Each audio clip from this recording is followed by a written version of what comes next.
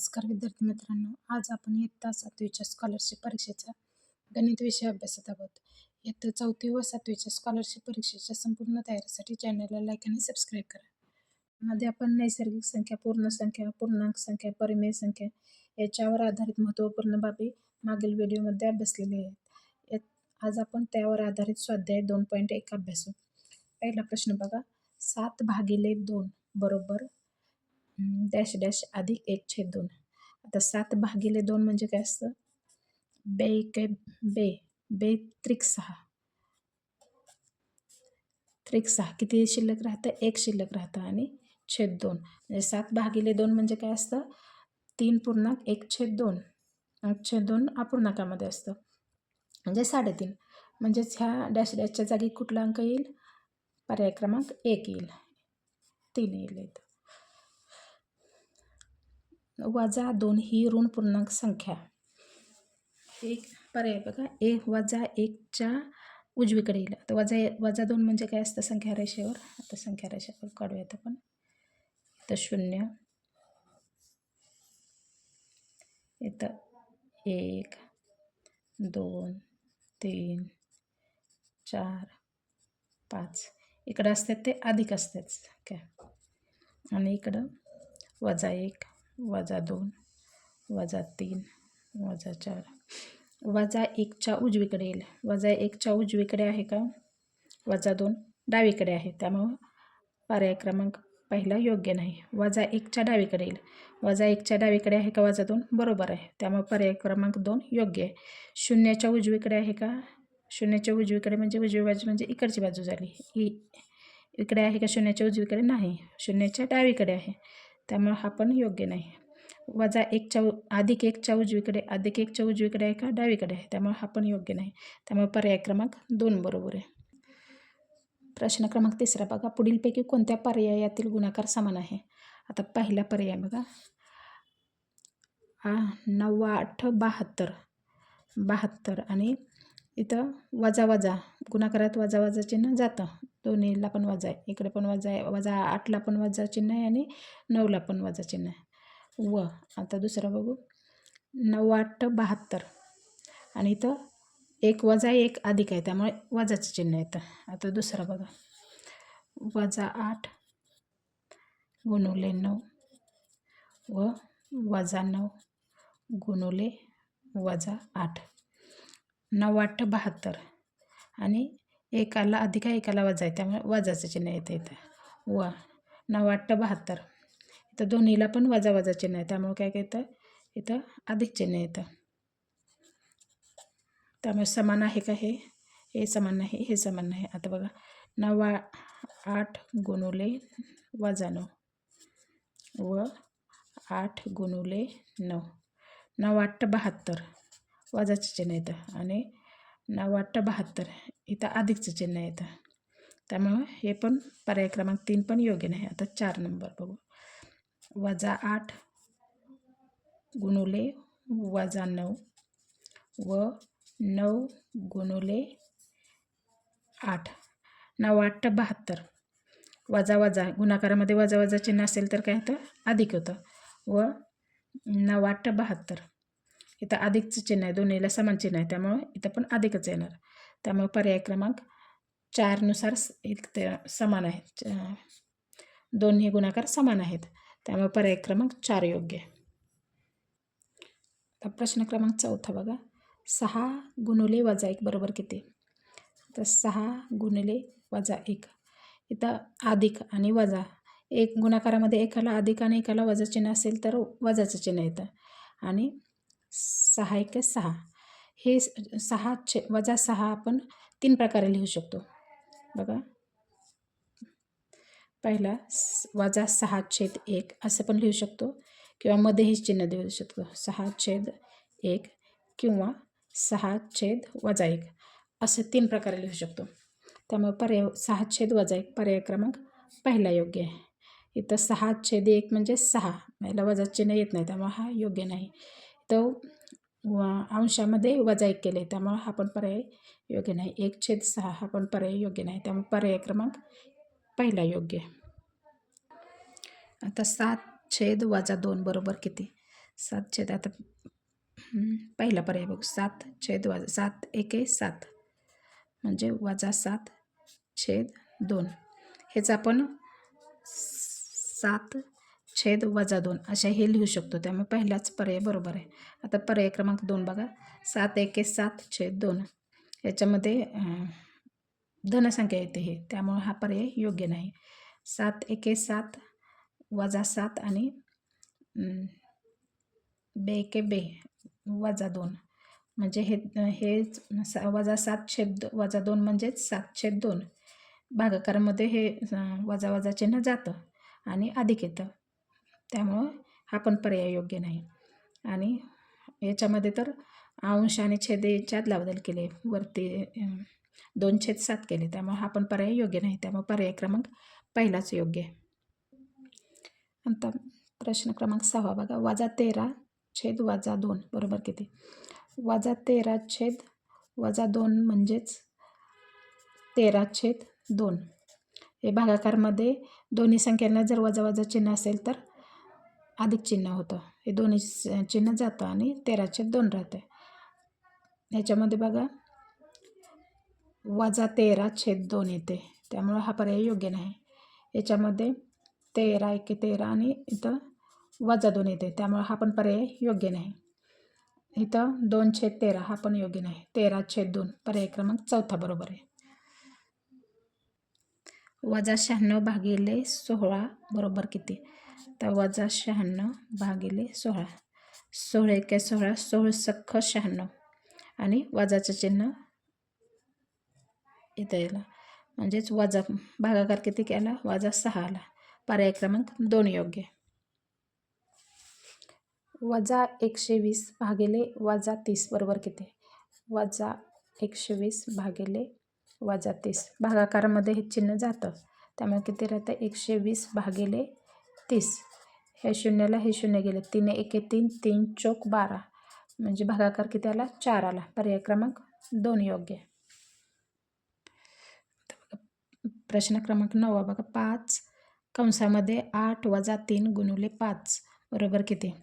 आता याच्यामध्ये काय करायचं? पदावली सोडवताना चिन्हांचा क्रम कसा असतो? पहिल्यांदा चे म्हणजे चा ची चे आले असेल तर ते म्हणजेच गुणाकार क्रिया. बे म्हणजे बेरीज आणि वजाबाकी. भागाकार, गुणाकार, बेरीज, वजाबाकी. कंस पहिल्यांदा सोडवायचा. आता बघा पहिल्यांदा कंस सोडूयात. 8 - 3 × 5 याच्यामध्ये 5 त्रिक पहिल्यांदा गुणाकार घ्यायचा. 8 - 5 त्रिक 15.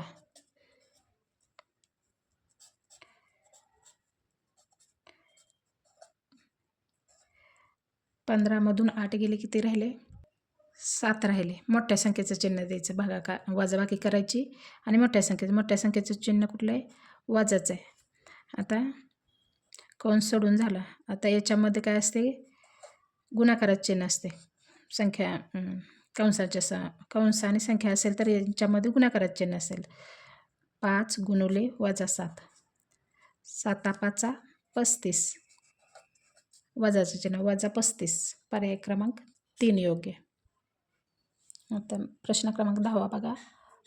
5/36 अधिक 6/42 यांचा जर यांचा दोघांचा गुणाकार करून असं जर करत बसेल तर यांचा गुणाकार करायला आपल्याला अवघड जाईल. त्यापेक्षा आपण काय करूयात? पहिल्यांदा यांना सरळ रूप देऊन घेऊयात. 6/42ला 6 इथला दोन्हीलाही आपण काय करूयात? 6ने भागूयात. वरती पण 6ने भागायचं, समान संख्येने भाग द्यायचा. आता बघा 5/36 अधिक 6 एके 6 6 7 42 म्हणजे 6/42 म्हणजेच किती? 1/7 आले. आता या दोघांचा छेद काय करायचा? या दोघांचा गुणाकार आणि इथं तिरकस गुणाकार करून घ्यायचा. 36 × 7 किती आले? 42. 7 त्रिक 21 21 आणि 7 किती आले? 21 आणि 4 किती आले? 25 म्हणजे छेद किती आला आपला 252. 7 5 35 अधिक 36 1 36. 36 आणि 35 किती आले 71. 71 छेद 252. 71 छेद 252 पर्याय क्रमांक 2 योग्य आहे. आता बघा 1.3/2/3 वजा 3.5/6 बरोबर किती. आता 1.2/3 म्हणजेच किती 3 1 यांचा गुणाकार करायचा आणि बेरीज करायची. 3 1 3 3 आणि 2 किती झाले 5. 5/3 आणि 3.5/6 म्हणजेच किती 6 6 6 6 2 12 6 18. 18 अधिक 5. 18 अधिक 5 किती आले 23. 23/6. आता 5/3 वजा 23/6. आता छेद समान करण्यासाठी काय करायचं यात 3 या 3ला आणि 5लाही 2ने गुणायचं. 3 दोन्ही 6. याला पण 2ने गुणायचं आणि याला पण 2ने गुणायचं. 5 दोन्ही 10. 3 दोन्ही 6 वजा छेद 6 आणि 23. आता छेद समान आहे त्यामुळे काय करायचं खाली 6 आणि 23मधून 10 गेले किती राहिले 13. वजाचं चिन्ह येते कारण ही मोठी संख्या आहे आणि हे 23मधून 10 घालवले त्यामुळे वजा 13. वजा 13/6 पर्याय क्रमांक पहिला योग्य आहे. हेच आपण दुसऱ्या प्रकारेही करू शकतो. पण बघा 5/3 वजा 23/6. मग काय करा 3 यांचा गुणाकार करायचा आणि तिरकस गुणाकार. 6 त्रिक 18. 5 सख 30 वजा 23 त्रिक किती 69. 69मधून 30 गेले किती राहिले 39/18. त्याला भाग घालवायचा. 3 संख 18. 3 1 3 3 त्रिक 9 म्हणजे 13. इथं वजाच्या मोठ्या संख्येतून लहान संख्या घालवल्या त्यामुळे इथं वजाचं चिन्ह म्हणजेच किती आलं वजा 13/6. अशा प्रकारे दोन्ही प्रकारे आपण करू शकतो. प्रश्न क्रमांक 12 ते 15साठी सूचना पुढील चौकटीत असे चिन्ह दिलेत. यापैकी कोणते योग्य चिन्ह लिहा. आता वजा 4 आणि 5. आता याच्यामध्ये काय असतं आपण संख्या रेषेच्या उजवीकडची जे संख्या आहेत संख्या शून्याच्या 1 2 3 4 5. इथं वजा 1 वजा 2 वजा 3 वजा 4 वजा 5. आता 5 आणि इथं वजा 4 यांच्या जे उजवीकडच्या ज्या संख्या आहेत त्या मोठ्या संख्या आहेत आणि इकडे जसे डावीकडे जाईल तसं लहान संख्या होतात. म्हणजे वजा 4 आणि वजा 4 आणि अधिक 5मध्ये मोठी संख्या कुठली 5 आहे. म्हणजे मोठ्या संख्येकडे आपण काय करतो 2 टोके करतो त्यामुळे पर्याय क्रमांक दुसरा योग्य आहे. आता याच्यामध्ये बघा वजा 6 आणि 0. याच्यामध्ये वजा 6च्या उजवीकडे 0 म्हणजे 0 काय मोठा आहे संख्या रेषेवरती.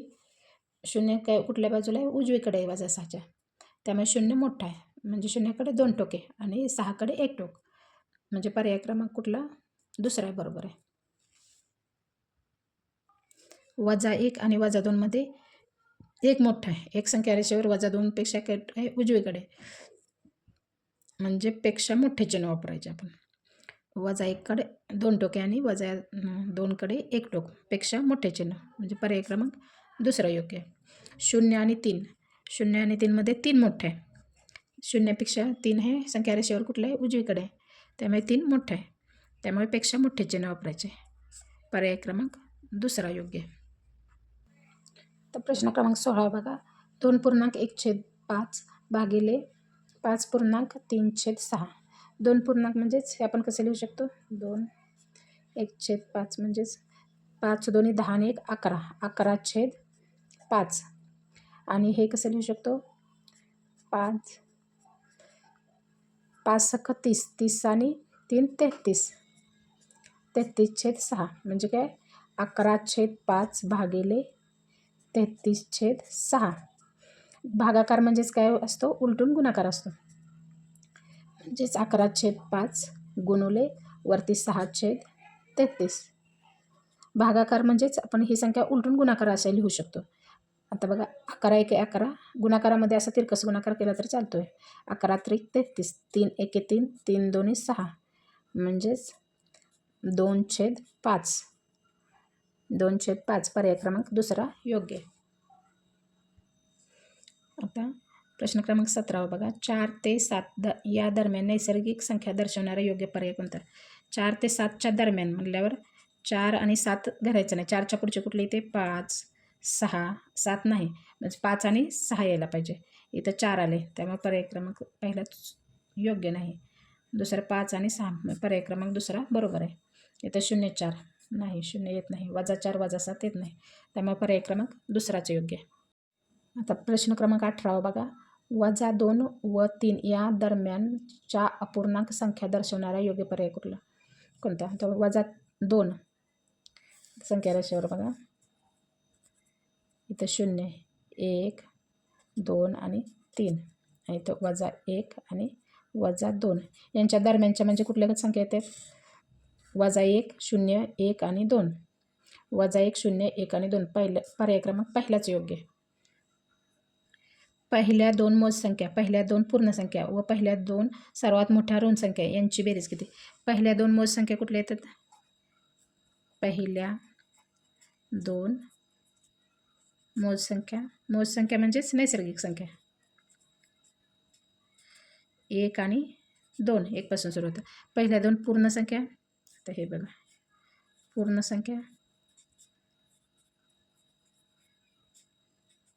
संख्या म्हणल्यावर 0 आणि 1. पहिल्या 2 ऋण पूर्णांक संख्या, पहिल्या 2 सर्वात मोठ्या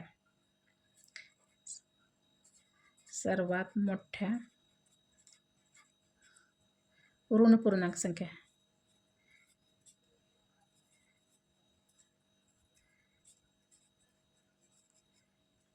कुठल्या येतात? पहिल्या 2 ऋण पूर्णांक संख्या म्हणजे संख्या रेषेवरच्या या 2 -1 आणि -2. म्हणजे आपल्याला बघा 1 + 2 + 0 + 1 -1 आणि -2 यांची बेरीज करावी लागेल. म्हणजे -1 -1 हे गेलं, +1 मधून -1 गेल्यावर किती राहते? 0 राहते, हे गेलं. परत +1 आणि -1 +1 मधून +2 मधून -2 घालवलं की तिथं 0 येतं. म्हणजे किती राहिली बेरीज आपली?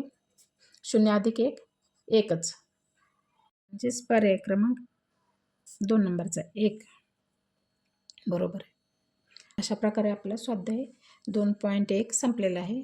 या पुढील स्वाध्यायासाठी चॅनलला लाईक आणि सबस्क्राईब करा.